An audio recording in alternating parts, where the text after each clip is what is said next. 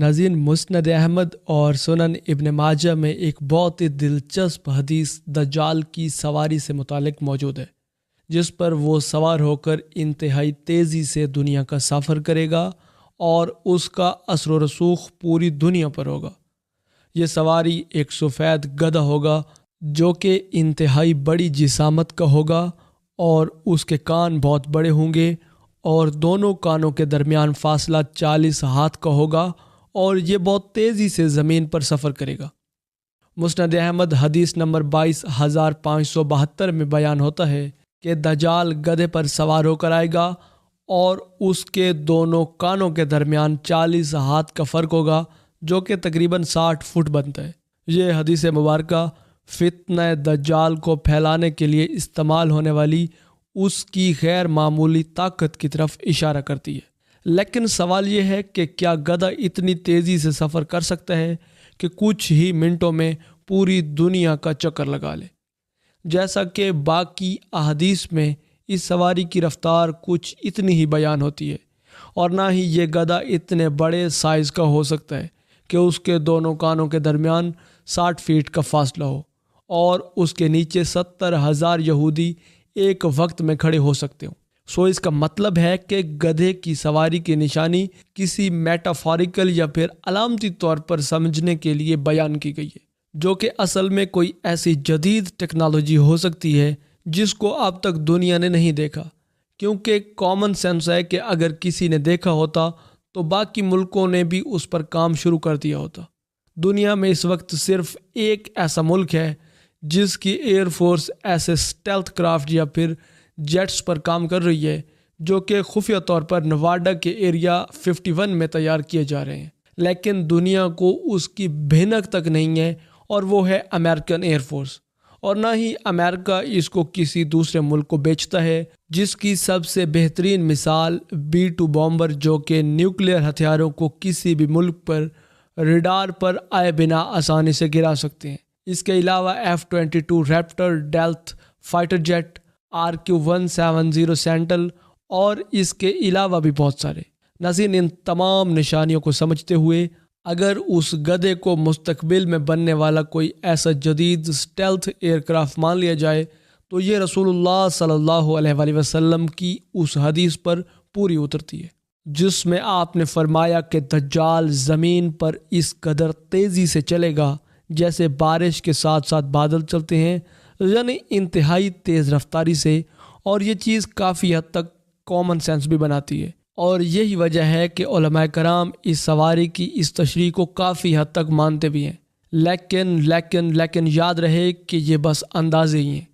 جب تک ایسا حقیقت میں نہ ہو جائے ہم میں سے کوئی بھی اس کو اس وقت سے پہلے کنفرم نہیں کر سکتا، کیونکہ آپ کو یہ جان کر حیرت ہوگی کہ کچھ علماء واقعی اس کو اصلی گدھا مانتے ہیں جو کہ غیر معمولی طاقتور جسامت رکھتا ہوگا، جس میں کوئی چھوٹے موٹے علماء کا نام نہیں بلکہ شیخ البانی اور ابن کثیر جیسے علماء بھی اس کو یہی مانتے ہیں۔ لیکن ظاہر ہے کہ یہ اولڈ اسکول آف تھاٹ کے خیالات ہیں، اور اس وقت جب ہوائی جہاز بھی ایجاد نہیں ہوا تھا، جس کو آج کے ٹائم میں ماننا کوئی سینس نہیں بنتی۔ لیکن جس ایک چیز کی آج سب سے زیادہ سینس بنتی ہے وہ اس کا ایک اور پہلو ہے جو کہ بہت ہی انٹرسٹنگ ہے، اور یہ ہماری ذاتی آبزرویشن اور تحقیق ہے جو کہ صحیح بھی ہو سکتی ہے اور غلط بھی، واللہ عالم۔ وہ ہے امریکن پالیٹکس کی دو بڑی پارٹیز، یعنی ڈیموکریٹس اور ریپبلکنز۔ کیا آپ جانتے ہیں کہ ڈیموکریٹک پارٹی کا انتخابی نشان کیا ہے؟ ڈیموکریٹک پارٹی کا انتخابی نشان ایک گدھا ہے، جو کہ بہت ہی غیر معمولی بات ہے، اور شاید آپ میں سے کافی لوگ یہ بات نہ جانتے ہوں کہ ڈیموکریٹس پارٹی کے بہت سارے ایسے صدر امریکہ میں منتخب ہو چکے ہیں، جن میں حالیہ صدر کی بات کریں تو جو بائیڈن، باراک اوباما، اور پرانے ناموں میں جائیں تو جان ایف کینیڈی اور جیمی کارٹر کے نام شامل ہیں۔ دجال ایک گدھے پر بیٹھ کر آئے گا۔ اس کا ایک اور مطلب علامتی طور پر یہ بھی ہو سکتا ہے، اگر ہم غور کریں تو یہ بھی ممکن ہے کہ گدھے کی سواری کو اس کی خصوصیات کے طور پر بیان کیا گیا ہو، یعنی اس کی خصوصیت کے کسی اور کا بوجھ اٹھانا، بالکل وہی کام جو کہ امریکن ڈیموکریٹک پارٹی نے گدھا بن کر اسرائیل کا بوجھ اٹھائے۔ ہم سبھی لوگ جانتے ہیں کہ جوش لابی امریکہ میں کتنا زیادہ اثر و رسوخ رکھتی ہے۔ ان شارٹ، امریکہ کو اکانومیکلی، سفارتی، میڈیا، فلم انڈسٹری سب حساب سے جوش لابی کنٹرول کرتی ہے۔ یہ لابی اپنی مرضی کے صدر کے لیے پولیٹیکل فنڈنگز اور کمپینز بھی کرتی ہے، اور جو صدر ان کی سپورٹ اور فنڈنگ سے آئے گا، یقیناً وہ نہ تو جیوز کے خلاف اور نہ اسرائیل کے خلاف کوئی پالیسی بنا سکتا ہے، پھر چاہے وہ ڈیموکریٹک ہو یا پھر ریپبلکن، جس کا انتخابی نشان ہاتھی ہے، اور ڈونلڈ ٹرمپ اس کا موجودہ صدر ہے۔ اور اسرائیل کے بارے میں ہم سبھی لوگ جانتے ہیں کہ وہ دجال کا ہیڈ کوارٹر یا پھر اس کا کیپٹل ہوگا، جہاں سے بیٹھ کر وہ پوری دنیا پر حکومت کا دعویٰ کرے گا۔ اگر ہم 1948 سے اسرائیل کی فیور میں امریکن خصوصاً ڈیموکریٹک پارٹی کا بوجھ اٹھانے کی بات کریں تو صدر ہیری ٹرومن وہ پہلے پریزیڈنٹ تھے جس کے دور میں اسرائیل کو ایک ملک کے طور پر 1948 میں ہی تسلیم کر دیا گیا تھا، اور اس کے علاوہ امریکہ نے اس کو فوری طور پر سیاسی سفارتی حمایت دی اور امداد بھی دی تاکہ وہ اپنا وجود قائم رکھ سکے۔ 1960 میں جان ایف کینیڈی ڈیموکریٹکس وہ پہلے امریکی صدر تھے جنہوں نے کئی بار اسرائیل کو براہ راست فوجی ہتھیار بیچنا شروع کیے تاکہ وہ اپنا ڈیفنس خود کر سکے۔ لنڈن بی جانسن نے 1967 کی 6 روزہ جنگ کے دوران اسرائیل کی مدد کی، جس کے اندر اسرائیل نے مصر، شام اور اردن کو شکست دی، اور اس ٹائم میں امریکہ نے اسرائیل کو جنگی طیارے اور جدید اسلحہ فراہم کرنا شروع کیا۔ ناظرین، 1968 کے اندر جیمی کارڈک ڈیموکریٹ نے کیمپ ڈیوڈ معاہدہ کروایا، جس میں مصر نے اسرائیل کو تسلیم کیا اور عرب دنیا میں اسرائیل کی پوزیشن مضبوط ہو گئی۔ 1990 کی دہائی میں بل کلنٹن نے اسرائیل کو دہشت گردی سے نمٹنے کے لیے اربوں ڈالرز کی امداد دی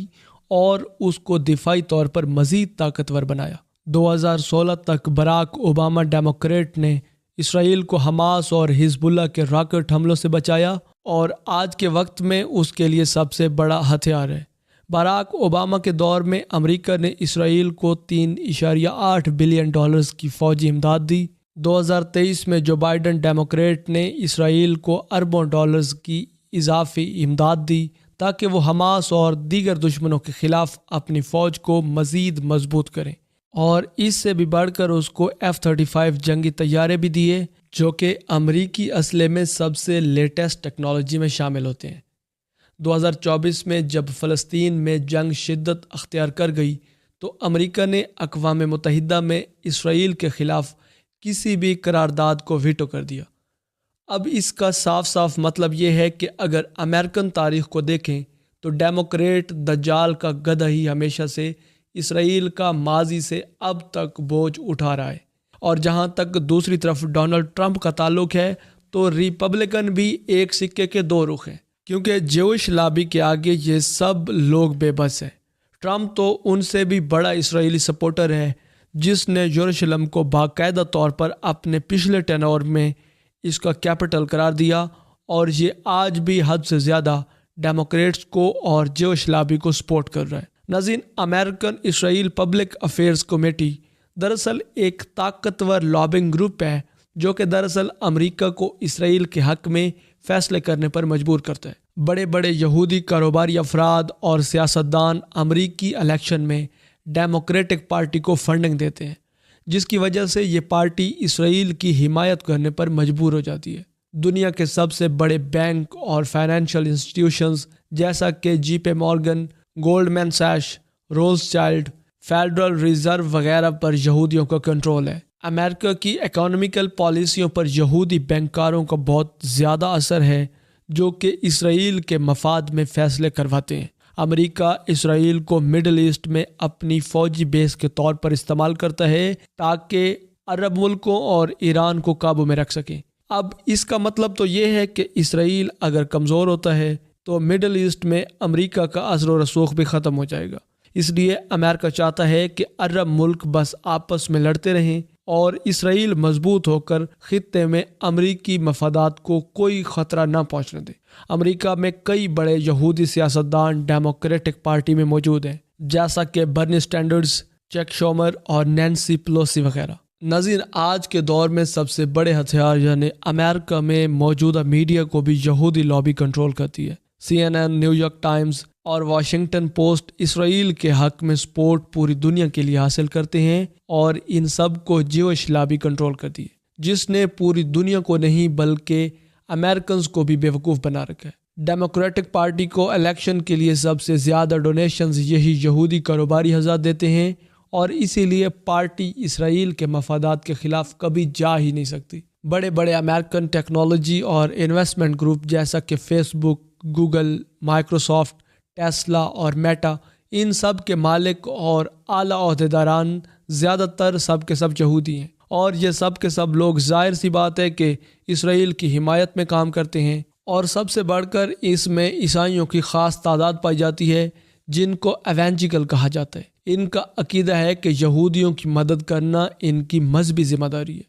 اور ان کے مطابق بائبل میں لکھا ہے کہ اللہ سبحانہ و تعالیٰ نے اسرائیل کو یہ زمین دی ہے، اور اسی وجہ سے کئی امریکن مذہبی بنیادوں پر بھی اسرائیل کی حمایت کرتے ہیں۔ امریکہ میں یہودی ہولوکاسٹ یعنی جرمنی میں یہودیوں پر ہونے والے مظالم کو ایک بڑی وجہ بنا کر اسرائیل کے لیے جان بوجھ کر ہمدردی پیدا کی گئی، اس حد تک کہ ہر امریکی صدر ہولوکاسٹ میوزیم جاتا ہے اور اس کی ہمدردی اور مظلومی ظاہر کرتا ہے اور اس کی مزید ہمدردی حاصل کرتا ہے۔ ان تمام وجوہات کی وجہ سے امریکہ آج کے ٹائم میں یہودی لابی کے ہاتھوں ہائی جیک ہو چکا ہے، اور کسی گدھے کی طرح ان کا بوجھ اٹھا رہا ہے، جیسا وہ چاہتے ہیں اس کو اسی ڈائریکشن میں ہانک دیتے ہیں، جیسا کہ حدیث مبارکہ میں دجال کے گدھے کے بارے میں بیان ہوتا ہے، اور یہی لابی کا اثر و رسوخ بڑے بڑے مونومنٹس اور امریکی اثاثوں میں بھی دیکھا جا سکتا ہے۔ مثال کے طور پر $1 بل جو کہ دجال کی ایک آنکھ اور دجالی نظام کو ریپرزینٹ کرتا ہے،